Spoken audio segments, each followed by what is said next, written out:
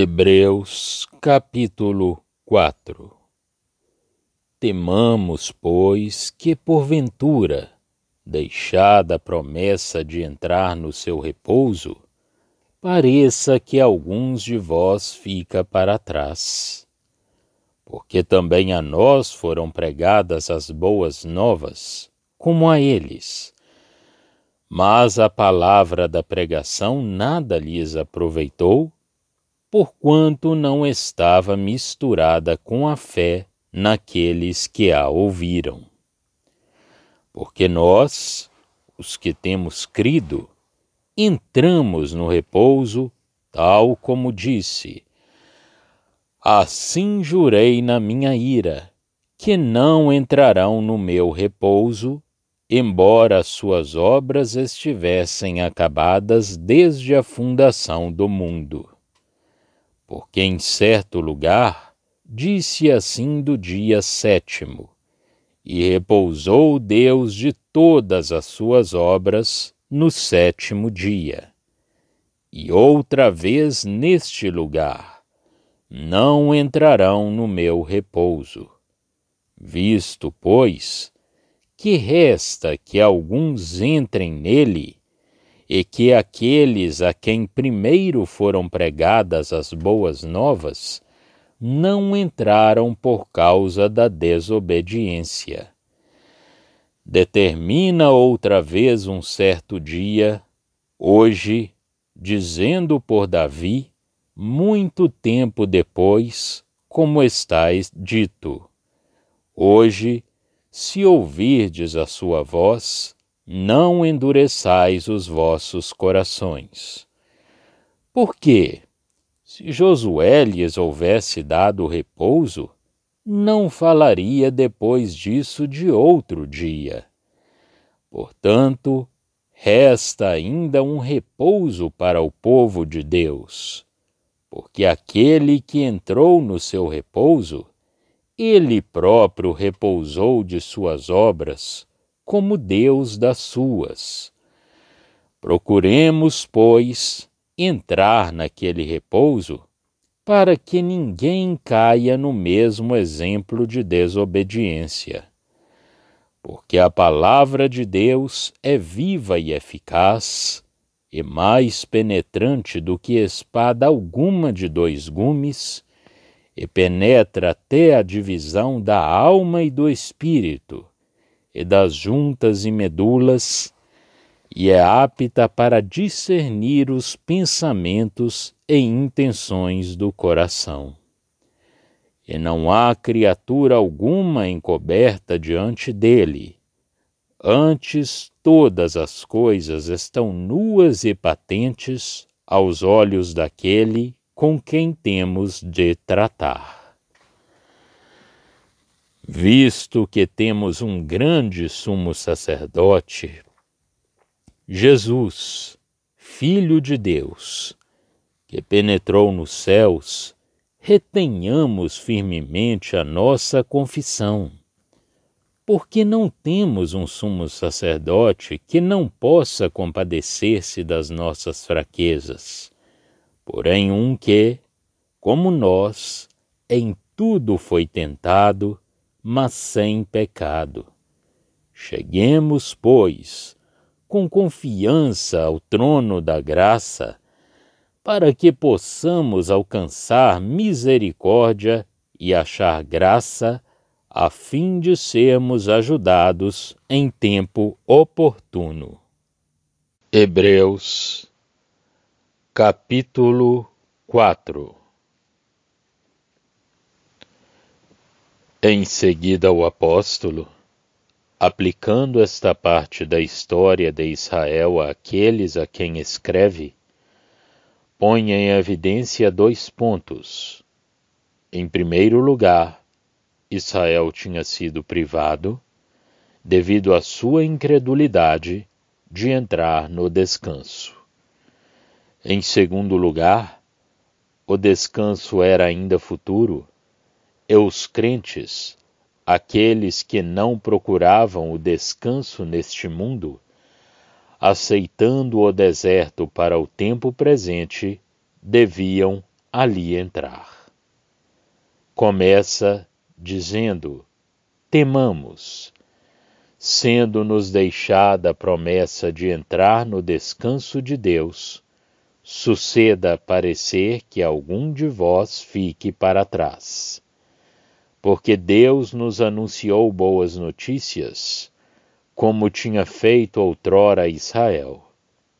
Ora, a palavra que lhes foi dirigida ficará sem fruto, se não for misturada com fé naqueles que a ouviram, porque nós, os que cremos, entraremos no descanso. O próprio descanso é ainda futuro, e são os crentes que ali entram. Porque há um descanso de Deus e alguns entram nele. Com efeito, Deus disse: eles não entrarão no meu descanso. Quer dizer, aqueles, designando assim uma certa classe de indivíduos que deve ser dali excluída. Deus trabalhou quando da criação? Depois descansou das suas obras, quando estas foram concluídas. Por conseguinte, depois da fundação do mundo, ele mostrou que havia um descanso para si, como nos é dito na passagem supracitada. Eles não entrarão no descanso. Mas isto, fazendo ver que a entrada estava ainda em questão, demonstrava que o homem não tinha entrado no descanso de Deus quando da primeira criação. Duas coisas se tornam, pois, evidentes. Primeira, alguns devem entrar no descanso. Segunda, Israel, a quem este descanso foi, de início proposto, não entrou ali por causa da sua incredulidade. É por isso que ele fixa ainda um dia, dizendo por Davi, muito tempo depois da entrada em Canaã: hoje, como está escrito, se ouvirdes a sua voz, não endureçais os vossos corações. Aqui uma objeção natural se apresenta, à qual o apóstolo dá uma resposta adequada e completa, sem, contudo, falar na própria objeção. Os israelitas tinham caído no deserto, mas Josué tinha introduzido o povo em Canaã, aonde os incrédulos não tinham chegado. Os judeus encontravam-se ali, de sorte que tinham entrado no descanso que os outros não tinham alcançado. A resposta a esta objeção é muito simples. Foi muito tempo depois que Deus disse, por intermédio de Davi: jurei na minha ira, não entrarão no meu descanso. Se Josué tivesse dado o descanso a Israel, Davi não teria podido falar, depois disso, de um outro dia. Resta, pois, um descanso sabático para o povo de Deus.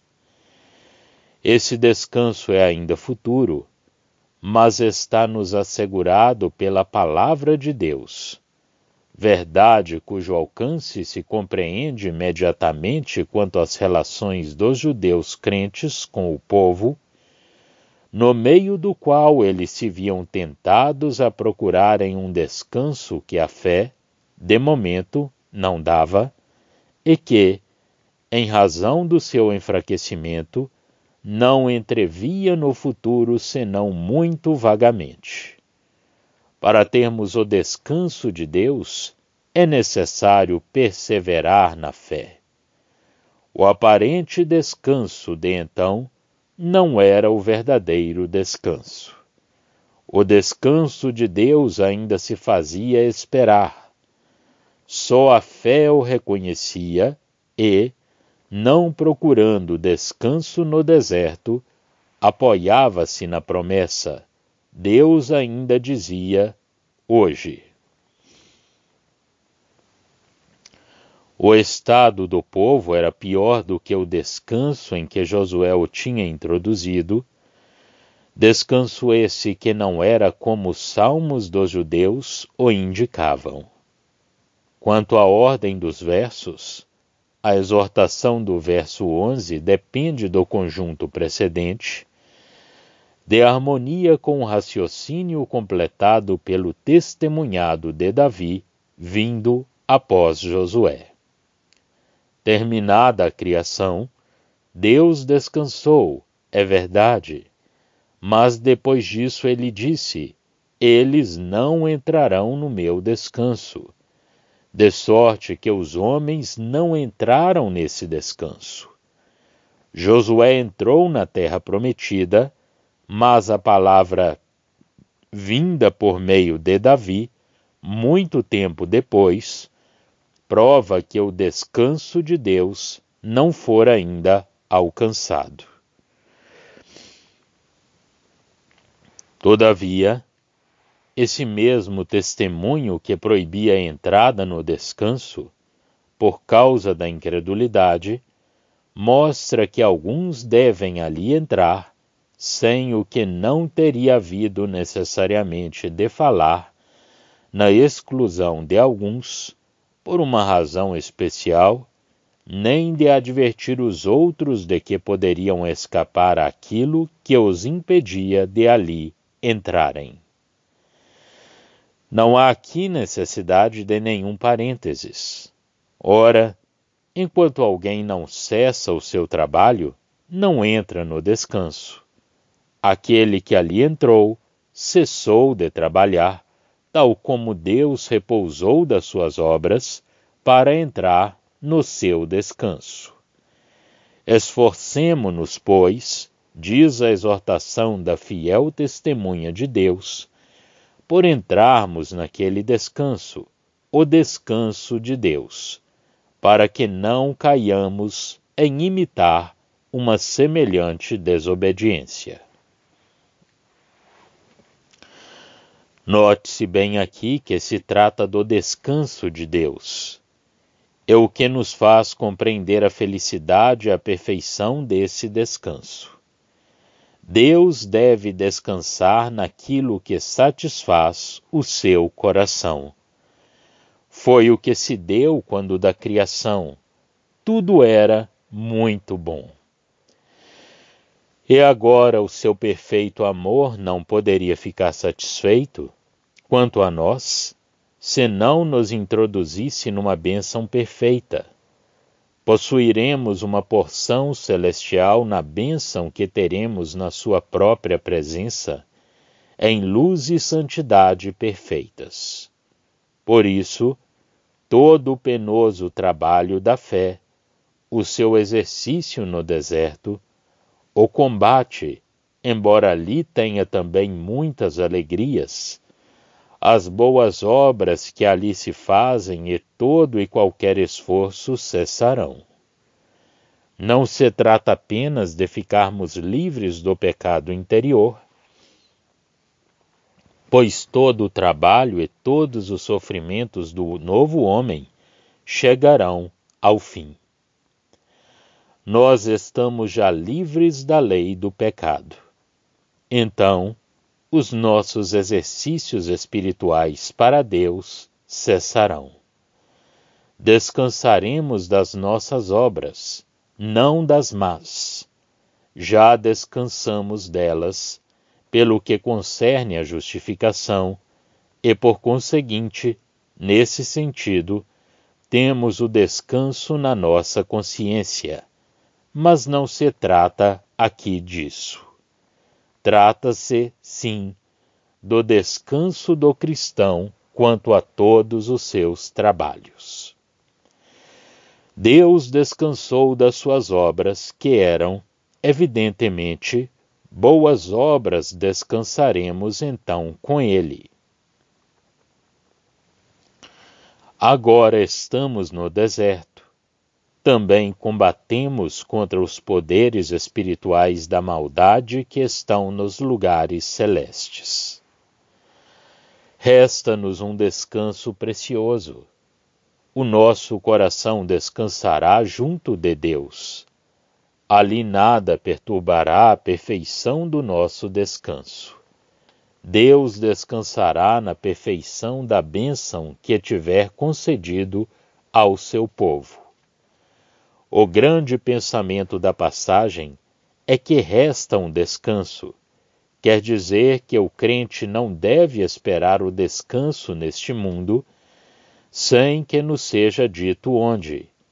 E a epístola não nos fala em pormenor acerca do caráter do descanso, porque deixa a porta aberta a um descanso terrestre, na base das promessas para o povo terrestre, embora para os cristãos, participantes da chamada celestial, o descanso de Deus seja, evidentemente, celeste. Este capítulo apresenta-nos em seguida o instrumento que Deus emprega para julgar a incredulidade e todos os movimentos do coração que tendem, como temos visto, a levar o crente a abandonar a sua posição de fé, a ocultar-lhe Deus, satisfazendo antes a sua carne e a procurar repouso no deserto. Este julgamento é muito precioso para o crente que é reto de coração. Tem por efeito torná-lo capaz de descobrir tudo o que tende a detê-lo no seu caminho ou a retardar-lhe os passos. A palavra de Deus, revelação de Deus, expressão do que Deus é, de tudo o que o rodeia e do que ele quer, no meio de todas as circunstâncias em que nos encontramos, julga tudo o que, no coração do homem, não é de Deus. Ela é mais penetrante do que uma espada de 2 gumes. Viva e enérgica, ela separa tudo o que mais intimamente está ligado e confundido nos nossos corações e nos nossos pensamentos.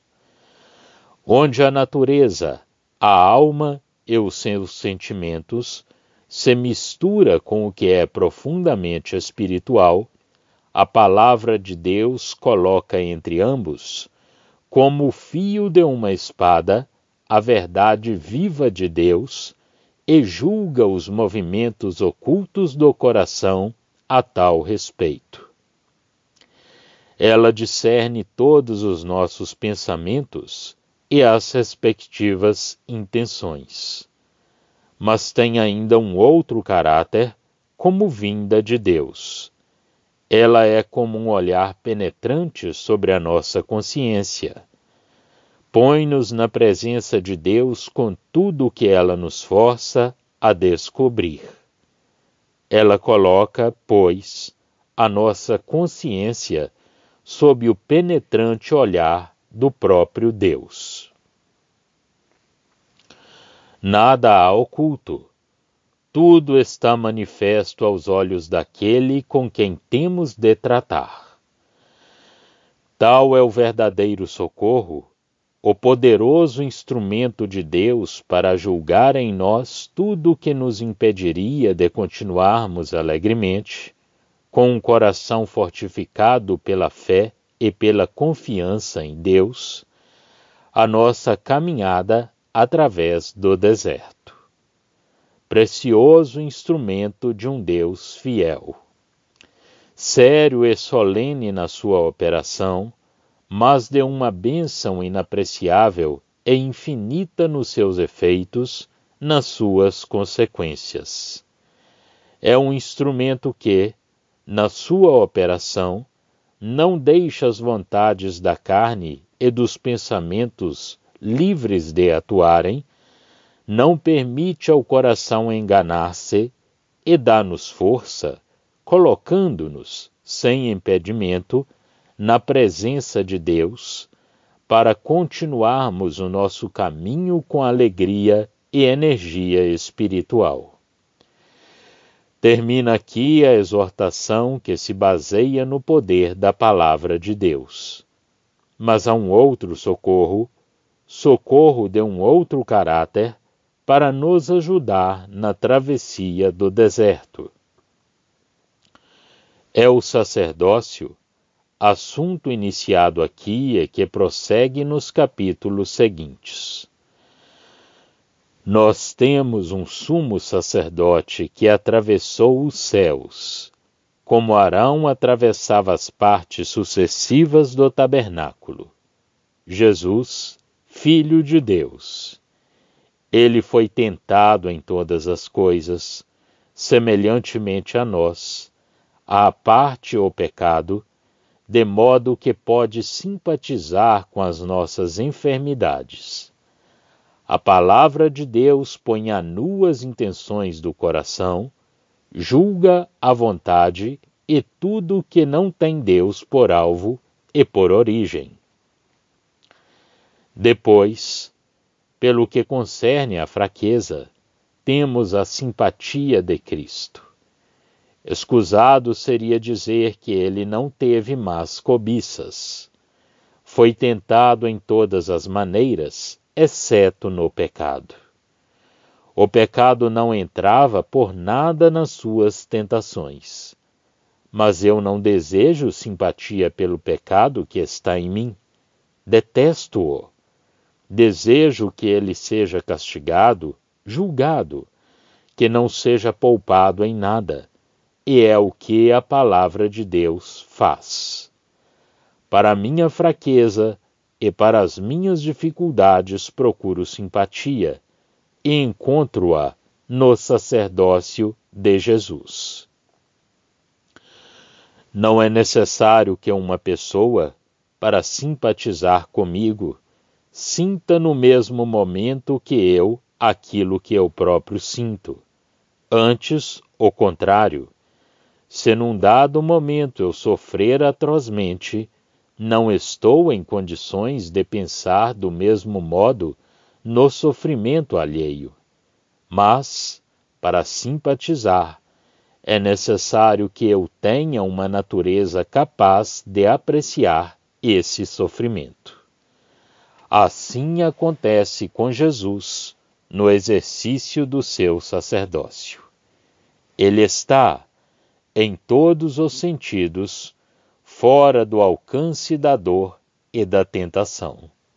Mas é homem, e tem não só a natureza humana que outrora soube o que era a dor, mas também fez, mais do que qualquer um de nós, a experiência das penas da tentação que um santo é chamado a enfrentar. E o seu coração livre e pleno de amor pode simpatizar plenamente conosco, segundo a experiência que tomou do mal e segundo a liberdade gloriosa que agora tem para se ocupar dos males de que nós possamos sofrer. É o que nos encoraja a aguentar firme a nossa profissão de fé, apesar das dificuldades que obstruem o nosso caminho, porque Jesus ocupa-se dessas dificuldades segundo o conhecimento e a experiência que tem delas e segundo o poder da sua graça. Por conseguinte, estando ali o nosso sumo sacerdote, podemos ir com toda a confiança ao trono da graça para encontrarmos misericórdia e a graça que nos é necessária em todos os tempos de aflição. A misericórdia, porque somos fracos e vacilantes. A graça necessária, porque estamos num combate que Deus reconhece. Note-se que não é ao sumo sacerdote que nós vamos. Fazemo-lo frequentemente, e Deus pode ter compaixão da nossa falta de inteligência, Mas proceder assim é uma prova de que se não compreende inteiramente a graça. O sacerdote, o Senhor Jesus, ocupa-se ele mesmo de nós, simpatiza conosco, por um lado. Por outro, nós vamos diretamente ao trono da graça. O Espírito Santo não fala aqui propriamente de queda. O pensamento de uma queda encontra-se no capítulo 2 da primeira epístola de João. Ali está em relação com a comunicação com seu Pai. Aqui está em relação com o acesso perante Deus. Aqui trata-se de nos fortificar, de nos encorajar a perseverarmos no caminho, pelo conhecimento da simpatia que encontramos no céu e pela certeza de que o trono nos está sempre acessível. Nota: a ligação da palavra dirigida ao homem com o próprio Deus é aqui muito notável. Já estão disponíveis para leitura os comentários do Novo Testamento e do Antigo Testamento de João Nelson Darby. Estão nos formatos de livro, e-book, também aplicativo para o celular Android. Visite o nosso site www.palavrasdoevangelho.com.